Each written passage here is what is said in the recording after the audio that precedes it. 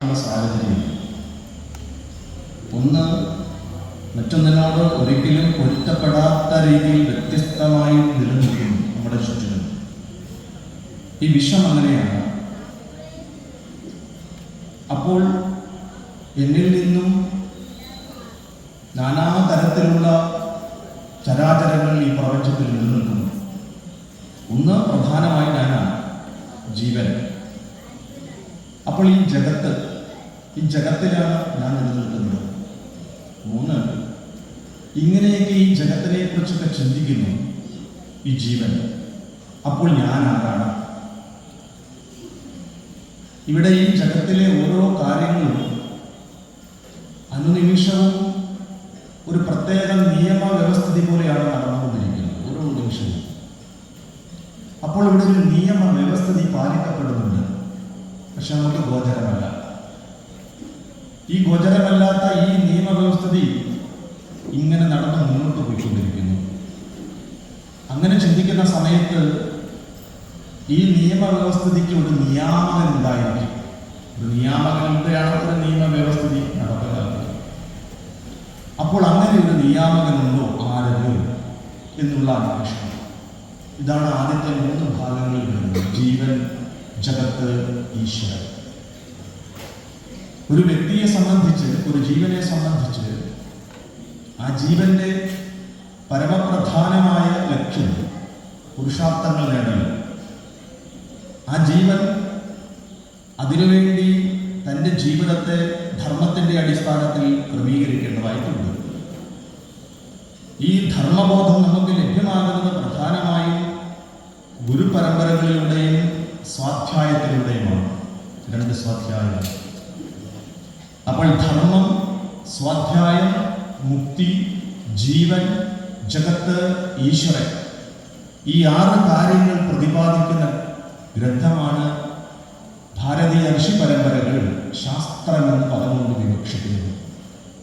ഈ 6 കാര്യങ്ങൾ വളരെ ഭംഗിയായിട്ട് പുരാണങ്ങളിലെ ശ്രേഷ്ഠമായിട്ടുള്ള ഭാഗവതത്തിൽ വളരെ വ്യക്തമായി സൂചിപ്പിക്കുന്നുണ്ട്. അതുകൊണ്ട് ഭാഗവതം എന്നുള്ളത് ശാസ്ത്ര ഗ്രന്ഥമാണ്. ഭക്തിയാണ് ഇതിലെ പ്രതിപാദ്യ വിഷയം. ഭക്തിയെ സംബന്ധിച്ച് നമുക്ക് ലഭ്യമായിട്ടുള്ളത് പുരാണങ്ങളിൽ കൂടുതലും ഭക്തിയെക്കുറിച്ച് പ്രതിപാദിക്കുന്നുണ്ട്. എല്ലാ പുരാണങ്ങളും കൂടുതലും ഭക്തിക്ക് പ്രാധാന്യം കൊടുത്തിട്ടുള്ളതാണ്. ജ്ഞാനകാണ്ഡമെന്നും കർമ്മകാണ്ഡമെന്നും 2 ഭാഗങ്ങൾ വേദങ്ങൾക്ക് ഉണ്ട്. അതോടൊപ്പം തന്നെ ചില ആചാര്യന്മാരുടെ മതമനുസരിച്ച് ഉപാസനാകാണ്ഡം എന്നൊരു ഭാഗം കൂടി വരുന്നുണ്ട്. അപ്പോൾ പ്രധാനമായും 3 ഭാഗങ്ങൾ ഉൾക്കൊള്ളിച്ചുകൊണ്ടുള്ളതാണ് വേദങ്ങൾ. ഒന്ന് കർമ്മകാണ്ഡമാണ്, കർമ്മത്തിന് പ്രസക്തി കൊടുത്തിട്ടുള്ളത്. ആചാര്യൻ മുമ്പ് പ്രഭാഷണം പറഞ്ഞ സമയത്ത് ഇവിടെ സൂചിപ്പിച്ചു, കർമ്മം ചെയ്യുക എന്നുള്ളതാണ് എല്ലാവരുടെയും ധാരണ. അത് ഏത് തരത്തിൽ ചെയ്യണമെന്നുള്ളത് അറിയില്ല എന്നുള്ളതാണ് പരമാർത്ഥം. അപ്പൊ കർമ്മകാണ്ഡം ഒരു വിഭാഗമുണ്ട്. മറ്റൊരു വിഭാഗം ജ്ഞാനകാണ്ഡം എന്നൊരു വിഭാഗമുണ്ട്. പ്രതിപാദ്യ വിഷയം അറിവാണ്. ഉപനിഷത്തൊക്കെ അതുമായി ബന്ധപ്പെട്ട് നിൽക്കുന്നതാണ്. ഇതിലെ മധ്യഭാഗമായിട്ടുള്ളൊരു വിഭാഗമാണ്, അതാണ് ഉപാസനാകാണ്ഡവുമായി ബന്ധപ്പെടുക. ഉപാസനാകാന്ഡം, ഈ ഉപാസനാകാന്ഡവുമായി ബന്ധപ്പെട്ട് വരുന്നതാണ് ഈ ഭക്തിയോഗം, ഭക്തിമാർഗം എന്നുള്ളത് സൂചിപ്പിക്കുന്നത്. അപ്പോൾ ജീവിതത്തിൽ പരിപൂർണമായി വിരക്തി വന്ന വിഭാഗം ഒരു ആൾക്കാരുണ്ടാവും. ഈ ഭൗതിക, ഈ ഐഹിക ലോകത്ത് നിത്യജീവിതത്തിൽ നിന്നും വിരക്തി വന്ന് ആ ജീവനെ, ആ സ്വീകരിച്ചിട്ടുള്ള ജീവനെ, ആ ജീവന്റെ ആത്യന്തിക ലക്ഷ്യത്തിലേക്ക് കൊണ്ടുപോകുന്നതിന് വേണ്ടി അദ്ദേഹം ഈ പ്രപഞ്ചത്തിലുള്ള എല്ലാ തരത്തിലുമുള്ള സുഖഭോഗങ്ങളെ അദ്ദേഹം ഉപേക്ഷിക്കുന്നു, ബന്ധങ്ങൾ അദ്ദേഹം മുറിക്കും. അതുകൊണ്ടാണ് നാം ചൊല്ലുന്നത്, കെട്ടുകളായത് കർമ്മം പുരുഷന് കെട്ടുകളറ്റേ മുക്തി വരൂ ദൃഢം. ഈ ബന്ധം ഇവിടെ പോയതിനു ശേഷമേ മുക്തിയുള്ളൂ.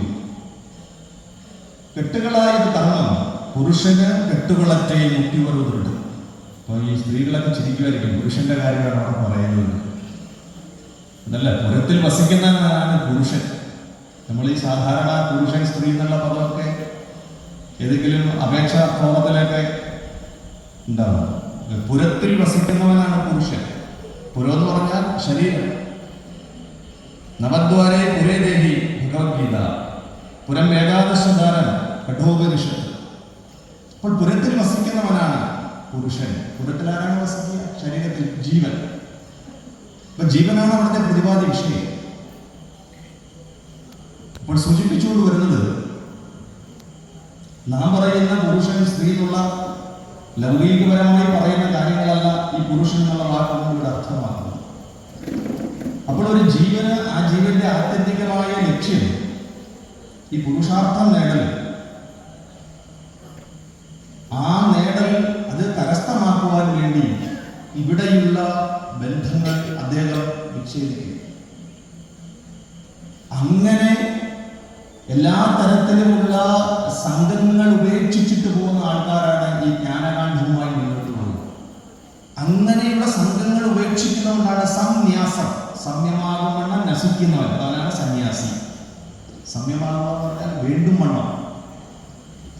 ഒരു വ്യക്തിയെ സംബന്ധിച്ച് അയാൾക്കുള്ള ബന്ധങ്ങളുണ്ട്. ഇവിടെ ചിലപ്പോൾ ഭാര്യ ഉണ്ടാവും, പുത്രന്മാരുണ്ടാവും, പുത്രികളുണ്ടാവും, അച്ഛനുണ്ടാവും, അമ്മയുണ്ടാവും, ഇങ്ങനെയുള്ള ആൾക്കാരൊക്കെ ഉണ്ടാവും.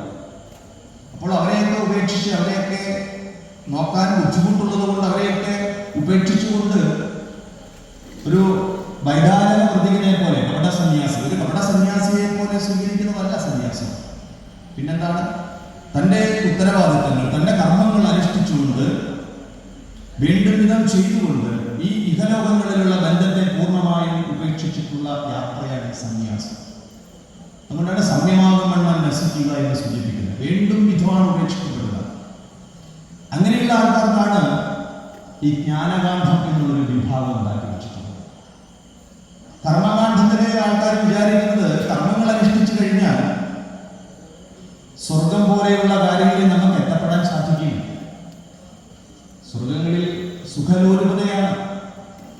നമ്മുടെ ജീവിതത്തിൽ നമ്മൾ നേരിട്ട് കൊണ്ടിരിക്കുന്ന എല്ലാവിധമായ ദുഃഖത്തെയും നിർമ്മാർജ്ജനം ചെയ്ത് സദാസമയം സുഖമനുഭവിച്ച് ജീവിതത്തിൽ മുന്നോട്ട് കൊണ്ടുപോകാം എന്നൊരു ധാരണ, അതിനുവേണ്ടി ചില കർമ്മങ്ങൾ നാം അനുഷ്ഠിക്കേണ്ടതായിട്ടുണ്ട്. അതിൻ്റെ ഭാഗമായി യജ്ഞങ്ങളും യാഗങ്ങളും ഒക്കെ അനുഷ്ഠിക്കണം.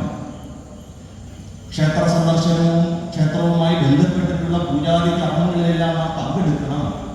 അങ്ങനെ പങ്കെടുക്കുന്നതിലൂടെ നമുക്ക് സുഖകരമായ ജീവിതം നയിക്കാം എന്ന് ധാരണയോടുകൂടി വെച്ച് പുലർത്തുന്ന ആൾക്കാരുണ്ട്. പക്ഷെ അവർക്ക് ഇഹഭോഗങ്ങളിലുള്ള ബന്ധങ്ങളൊക്കെ വിച്ഛേദിക്കാൻ സാധിക്കുന്നില്ല. അവര് ഈ കുടുംബ ബന്ധങ്ങളിൽ കെട്ടുപിണഞ്ഞു കിടക്കുകയാണ്.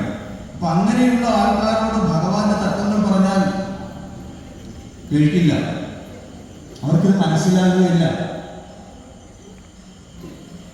വെട്ടുപോത്തിൻ ചെവിയില വേദമേ നിൻ പതനം എന്ന് കവി പാടിയിട്ടുണ്ട്.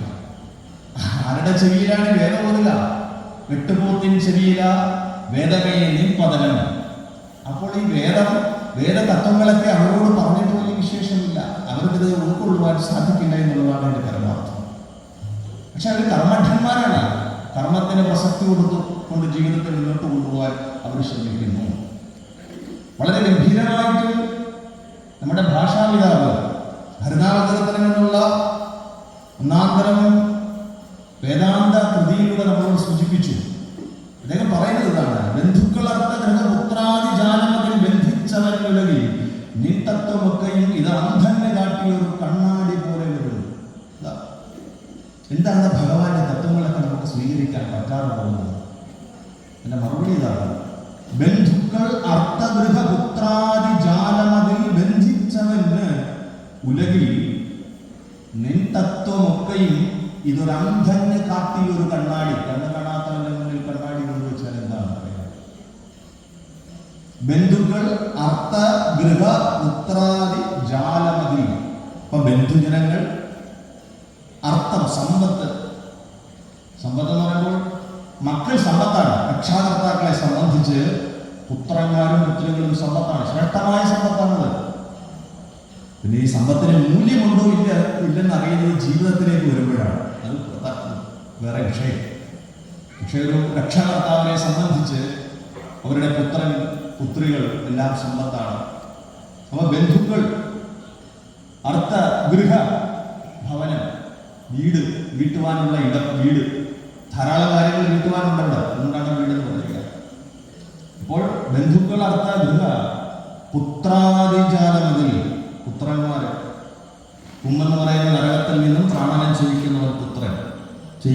പുത്രിയും. അപ്പോൾ അങ്ങനെയുള്ള ഈ കൂട്ടത്തിൽ ജാലമതിൽ ബന്ധിച്ചവൻ, ഇതിൽ പെട്ട് കിടക്കുന്നവൻ ഏതൊക്കെയാണ്? ബന്ധുക്കൾ, അർത്ഥ, ഗൃഹപുത്രാദി ജാലമതിൽ ബന്ധിച്ചവൻ ഉലകിൽ, ഈ ഭൂമിയിൽ.